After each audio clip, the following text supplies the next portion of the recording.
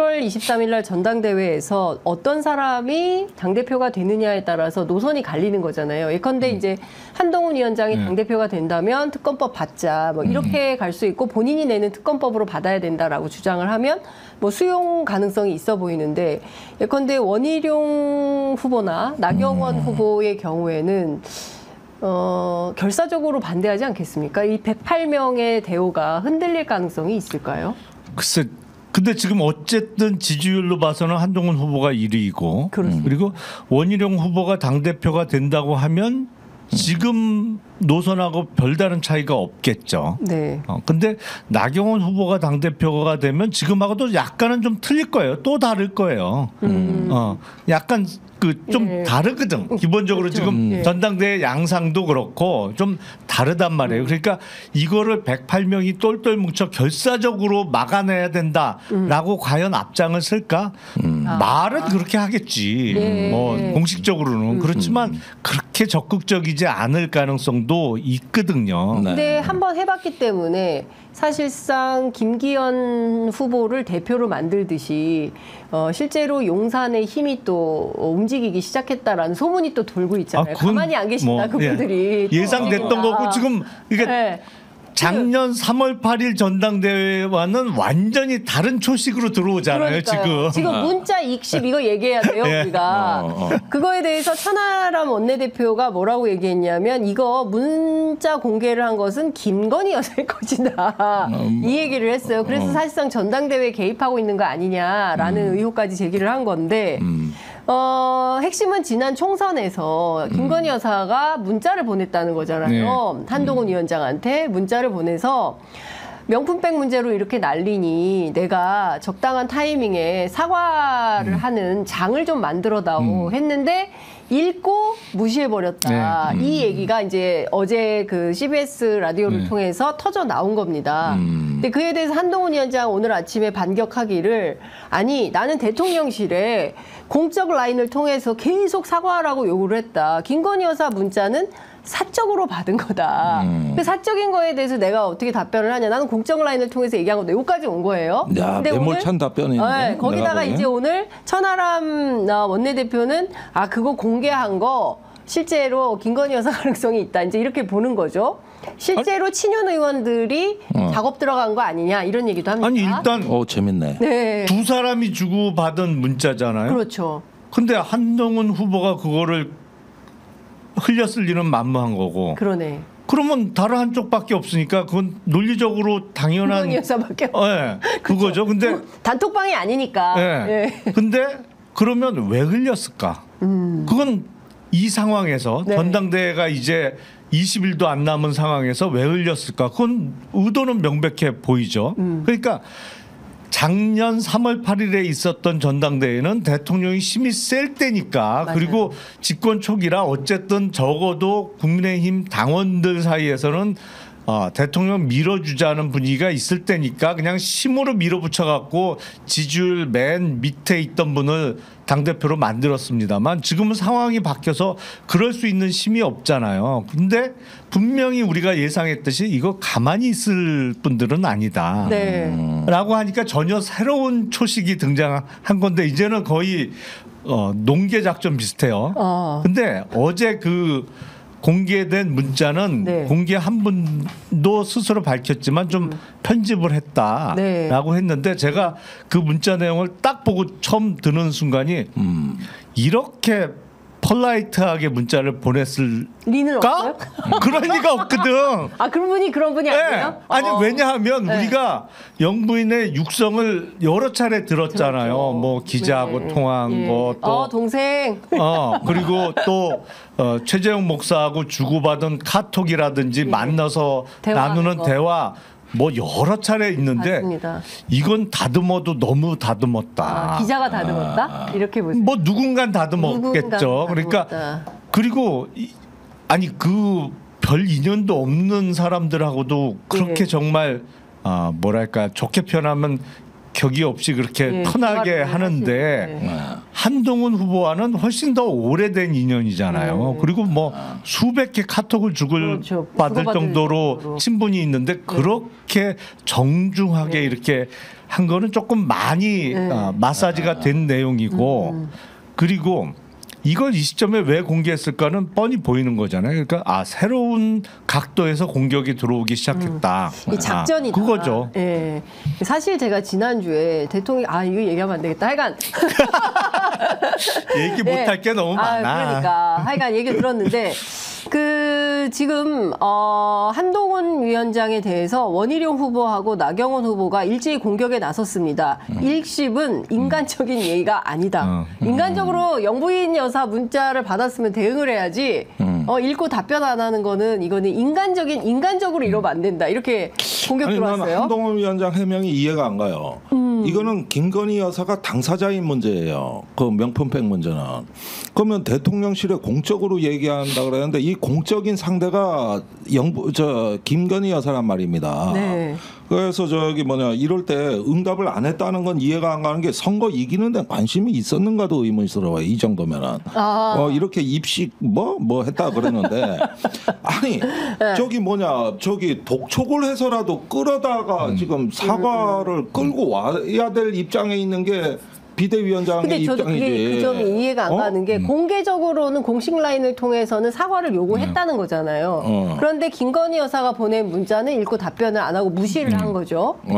아니 공적 라인이 물러 터지고 민기적거리면 안 되겠어. 내가 김건희 여사한테 직접 사과 요구해야 되겠어. 원래 급하면 정치 지도자는 자기가 그래야 되는 거지. 왔는데도 그거를 무시했다? 이거 선거 이기는데 관심이 있는 양반입니까 이 양반이? 한동훈 위원장이 자기가 급해서라도 요구를 했었어야지. 그래. 나오라고 해서. 근데 그 얘기를 합니다. 신장식 의원 뭐라고 얘기했냐면 당시의 정세로는 그 김건희 여사가 등장하는 순간 표 떨어진다라는 비판이 많았기 때문에 그때 실제 저도 국민의힘 의원들한테 그 얘기를 들었거든요.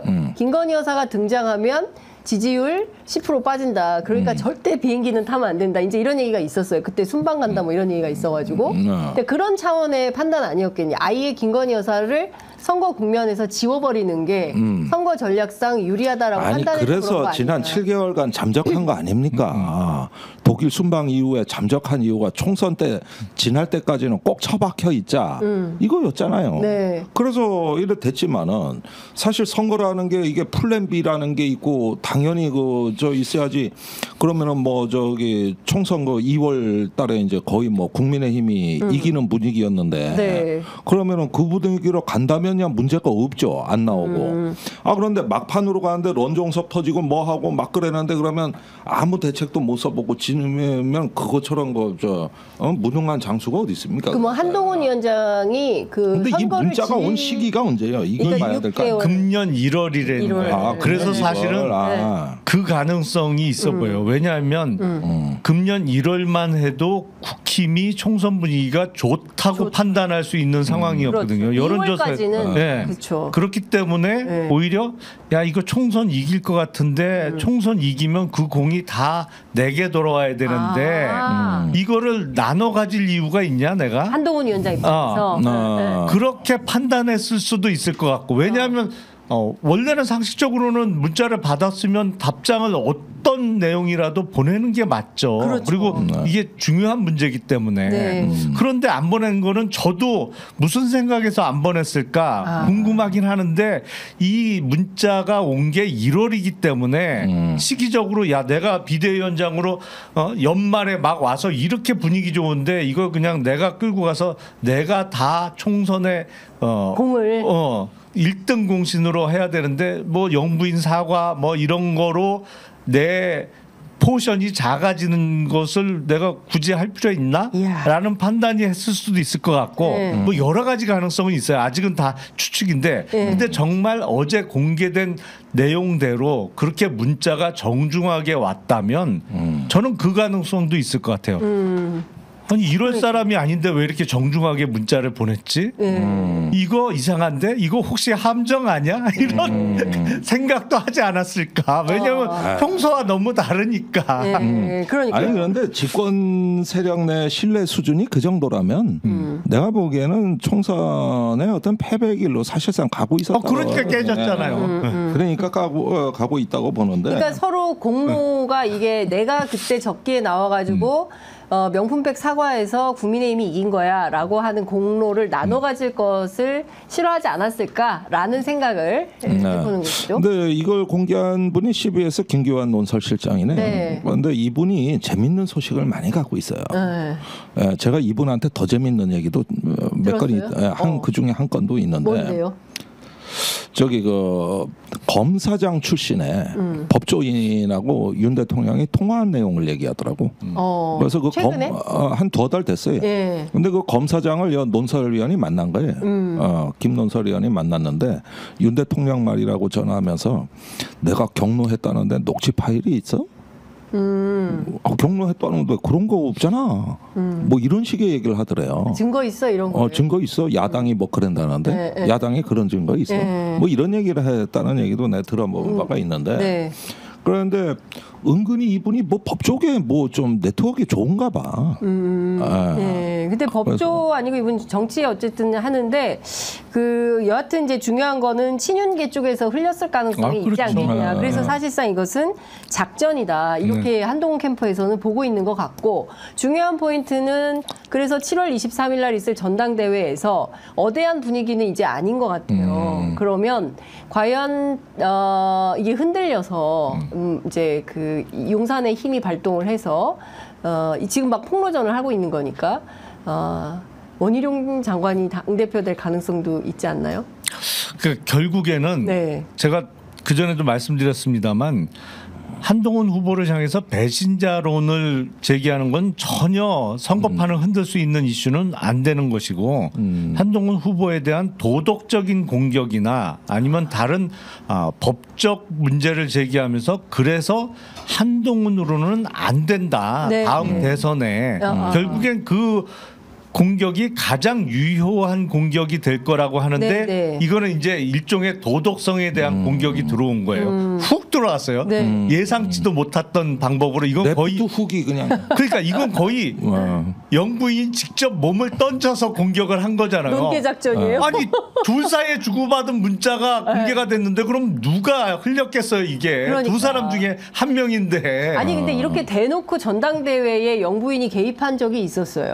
아니 그렇게 대놓고 대통령이 직접 개입한 것도 작년이 처음이었고 우리는 이제 네. 처음 보는 걸 그러니까. 여러 번 경험하게 네. 되는 거죠. 이번에는 완전히 다른 각도에서 새로운 모습을 보게 되는 그러니까 실제로 건데 김건희 여사 정치하고 있는 거잖아요. 그런 거 아닙니까? 결국엔 뭐 전당대회 결과를 뒤집을 만한 행위를 하는 거니까 그러니까. 고도의 정치 행위라고 볼 수 있겠죠. 이거는. 근데 지금 보면 일종의 뭐 싸가지 논쟁이 붙는 건데 이준석 대표한테도 늘 붙었던 거잖아요. 그러니까 한동훈은 인간적으로 예의가 없어라는 딱지를 붙여가지고 도덕적 결함이 있으므로 저런 사람은 나중에 대통령 돼서도 안 돼, 당 대표도 안 돼 이런 프레임을 그렇죠. 씌우려고 하는 거잖아요. 근데 보수는 좀 그런 게 먹히죠. 이게 특히 영남에서 먹힐 것 같아요. 영남. 네. 영남 쪽에 있는 분들은 아무래도 예의나 아니면 특히 인간 관계에 있어서 어떤 도리 같은 걸 중시하고 뭐 특히 그런 거를 중시하는 계층에서는 이게 먹힐 수 있는 소재 같아요. 근데 야 누가 될까 진짜 궁금한데. 이게 정말 아무도 예상 못했던 새로운 방식의 공격이에요. 그래서 결과는 좀 지켜봐야겠습니다만 야 이거 보니까 이제는 진짜 못할 게 없구나 이런 생각은 들어요. 이제는 완전히 뭐 직접 몸을 던져서라도 공격을 하는구나. 아니 내조만 하겠다고 하셨잖아요. 기자회견을 통해서. 아니 근데 이렇게까지 전면 등장 아닙니까? 아니 이건 뭐 예를 들어서 그 스픽스의 정계환 대표 같은 경우는 이거 확인된 사실이라 그러면서 언론에서 깠는데 나는 그 저 양반 간도 크다 하는데 확인된 얘기라고 주장을 하니까 어떤 건데요? 그 지난번에 법사위 입법청문회가 있었지 않습니까? 네. 최혜병 그 직후에였대요. 김건희 여사가 홍철호 정무수석을 불렀대.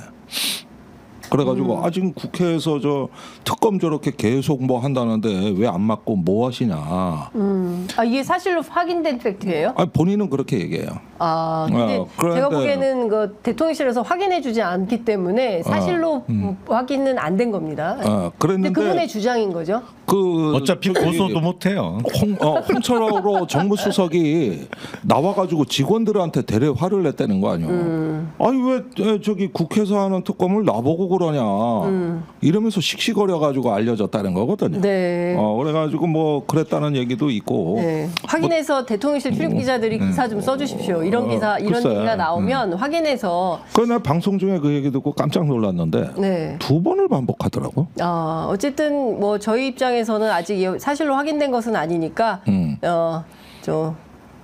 민원 기자들 많은 대통령실 출입 기자들이 확인해서 기사를 민원 기자가 장윤성 기자가 민원 기자지 뭘 또 많아요. 기자들 많아요. 뭐 그런 걸 워너브들. 그렇게, 네, 열심히는 합니다. 네. 예. 여하튼 뭐 그런 주장까지 나오는 걸 보면 오늘 충격적이네요. 앞서 김종대 의원님께서는 이 최상병 특검법이 이제는 김건희 게이트로 이제 신문 일면 머릿 기사의 제목이 이제 바뀔 거다라는 말씀을 좀 주셨고. 그러니까 뭐 이런 식으로 지금 이 사건의 본질은 김건희 게이트하고 물음표 딱 찍는 물음표. 이런 정도 기사는 가능하다는. 물음표 딱 단정적인 기사는 아니지만 그 정도는 가능하다. 왜냐하면 예. 녹취 파일 내용이. 녹취 파일 내용이 있다는 거잖아요. 녹음 파일은 아니고 녹음을 청취해서 푸는 게 녹취인데. 너무 자세한 얘기는 내가 다다음 시간에 할 예정이기 때문에 여기서 자세하게 묻지 않아주셨으면 같아요. 네. 알겠습니다. 근데 자꾸 흥미 유발을 하셔가지고 궁금하잖아요. 시청자들이 얼마나 궁금하시겠습니까? 아니 다 이건 제가 대신 물어드리는 겁니다. 담당 주체가 따로 있기 때문에 제가 주제 넘게 더 이상 얘기하는 건 적절치 않은. 알겠습니다. 내가 어째 청문회 증인 같다. 저희도 취재를 더 해보도록 하겠습니다. 근데 여하튼 대단히 충격적인 상황입니다. 영부인이 직접 나서서 이런 얘기를 공개를 하고 그리고 그걸 받아서 지금 대서특필이 되고 있고 사실상 여당의 전당대회에 김건희 여사가 전면 등장을 한 셈인데 이거를 84만 되는 국민의힘 당원들이 어떻게 이해하고 어떻게 실제 투표에 나설지 지켜봐야 될 것 같다라는 생각이 좀 드네요. 또 원희룡 그 후보가 공격한 포인트도 그거예요.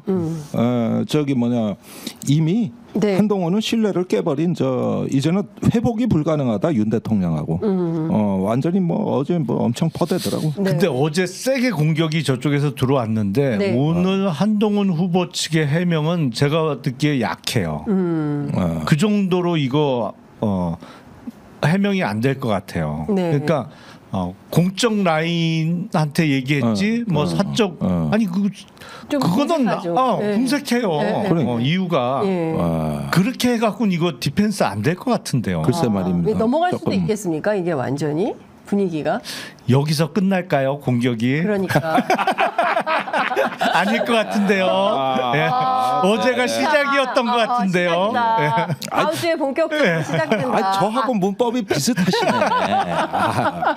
야, 이 점점 재밌어집니다. 국민의힘 전당대회가 앞으로 어떤 고비를 맞게 될지 굉장히 궁금한데요. 아이고 어쨌든 하여튼 우리를 가리켜서 다이내믹 코리아라는 표현은 많이 썼는데 진짜 윤석열 정부 들어서는 다이너마이트 코리아가 맞아요. 다이너마이트. 와 진짜 예상도 못했던 듣도 보지도 못했던 장면들을 계속 보게 되니까 어디서 그렇죠. 다이너마이트가 터질지 모르겠어요. 근데 제가 불안하게 생각하는 대목은 진짜로 이 국가의 어떤 그 통합과 또 어떤 그 공화국의 그 정신을 유지해 나갈 수 있는 리더가 대한민국에 지금 존재하느냐가 진짜 전 불안해요. 이게 저 대통령 어제 말도 보면은 이게 국가를 또 저렇게 분열하고 갈갈이 찢어놓는 얘기를 하니 이거 앞으로 이게 불안해. 제가 어제 방송에서 저를 상대로 비슷한 표현을 한번 썼는데 아직도 그런 기대를 하는 김종대 의원님이 나쁜 사람이에요. 그래요? 예, 제가 나쁜 놈이니까 이런 얘기 하셨는데 이거 참 진짜 내가 가슴 아프네.